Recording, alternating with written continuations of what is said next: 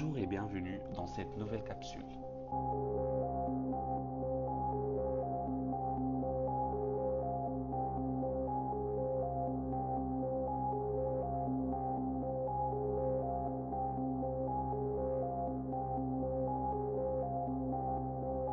Il y a des choses qu'on garde en soi, parce qu'on ne sait pas comment les dire.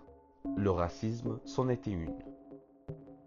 C'est flou, c'est douloureux et parfois invisible pour ceux qui ne le vivent pas. Mais aujourd'hui, je vais essayer de mettre des mots dessus.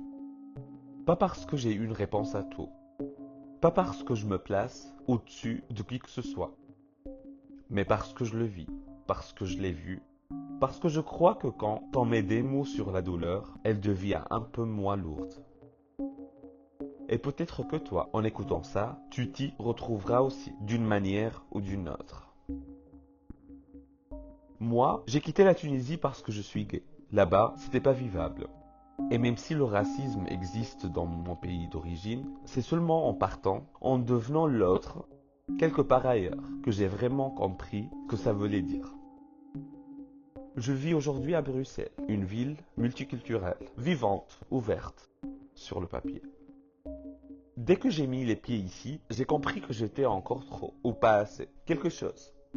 Pas blanc, réfugié, arabe, et donc forcément pour certains, voleur, profiteur, suspect. Ce n'est pas une plainte, c'est un constat, et c'est peut-être aussi le début d'un dialogue. Le racisme, ce n'est pas juste des insultes ou des violences. Ce n'est pas seulement des images qu'on voit aux infos. C'est un système, une structure, un héritage. C'est l'idée parfois même inconsciente qu'une origine, une culture, une couleur de peau valent plus qu'une autre.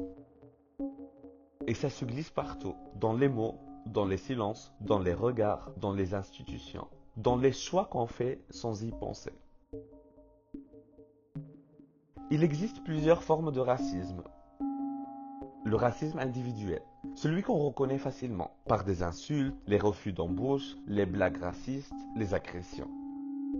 Il y a le racisme systémique, plus difficile à cerner. C'est quand les règles du jeu sont truquées dès le départ. Quand, dans l'éducation, la santé, la justice, certaines communautés partent toujours avec un désavantage. Et le racisme culturel, celui qui fait passer une culture pour normale, neutre, et toutes les autres pour exotique, étrange ou inférieure. Souvent, ce n'est pas crié, ce n'est pas frontal, c'est discret, mais ça pique tout autant. C'est quand on me demande d'où je viens. Non, mais vraiment d'où? C'est quand on me regarde bizarrement dans un magasin.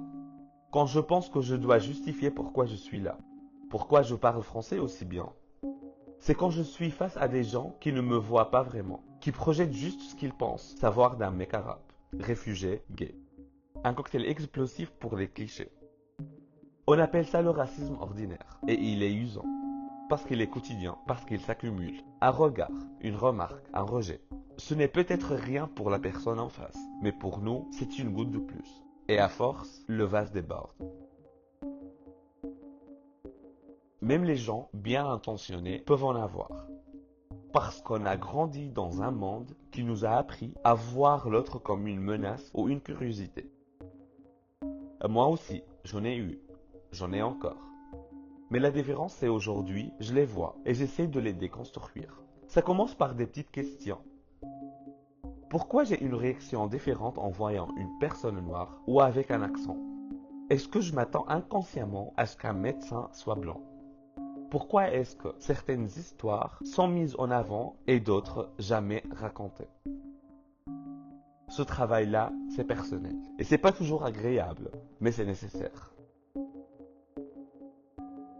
Le silence est complice. Quand on ne dit rien, quand on détourne les yeux, on laisse faire. Et je sais, ce n'est pas facile d'intervenir. Parfois, on ne sait pas quoi dire, ou on a peur d'empirer la situation. Mais le silence, lui, il pèse, il valide. Alors parfois, juste un mot, un regard de soutien, une prise de position, ça peut faire toute la différence. Tu n'as pas besoin d'être parfait pour agir. Tu n'as pas besoin de tout comprendre. Mais tu peux commencer par écouter. Vraiment écouter. Et croire les personnes qui racontent leur vécu. Même si ça te met mal à l'aise. Surtout si ça te met mal à l'aise. Je ne vais pas te sortir une liste de solutions miracles, mais je crois qu'il y a des petits pas qu'on peut tous faire. Pas pour sauver le monde, mais pour être un peu plus juste. Soutiens les causes qui luttent contre le racisme, même de loin. Diversifie ce que tu lis, ce que tu regardes, ce que tu écoutes. Remets en question les normes autour de toi. Pourquoi certains visages sont absents dans les publicités, des postes à responsabilité, des récits qu'on célèbre? Parlons, même quand c'est inconfortable, surtout quand ça l'est. Et surtout, ne minimise pas les expériences des autres parce qu'elles ne ressemblent pas à la tienne. Je n'ai pas envie de conclure sur une leçon ni sur une note dramatique. Ce que je veux te dire, c'est juste ça. On n'a pas tous les mêmes histoires. On partage souvent les mêmes blessures. Et c'est dans ces blessures, dans ce qu'on ose dire, dans ce qu'on choisit de voir, qu'on peut commencer à construire autre chose.